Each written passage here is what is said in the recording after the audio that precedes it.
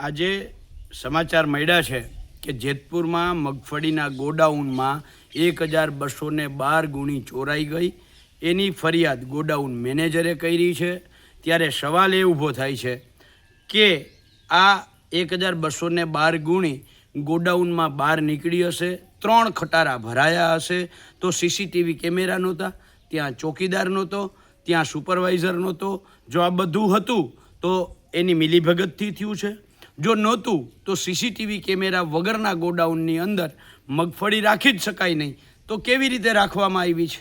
આ મગફળી, સારી મગફળી બદલાવી અને એની જગ્યાએ ધૂળ ઢેફા કાંકરાવાળી મગફળી નાખવા માટે જ સીસીટીવી કેમેરા નથી રાખ્યા? એવું તો નથી ને. કારણ કે જો આ મેનેજરની બદલી ના થઈ હોત તો એ ગોડાઉનમાં એ જવાનો નહોતો 6 મહિના સુધી.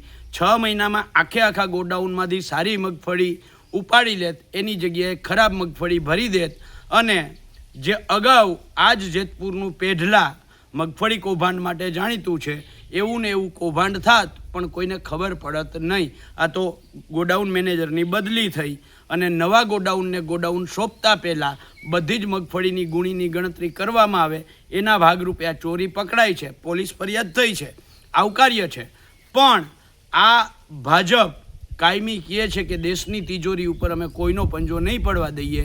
અરે મારા વાલા, તમારાથી એક મગફળીનો ગોડાઉન પણ સચવાતો નથી, ધ્યાન રાખી શકાતું નથી. તમે દેશના તિજોરીમાં પંજો પડવાની વાત દૂર છે, પહેલાં એક મગફળીનો ગોડાઉન સાચવો તોય ઘણું છે.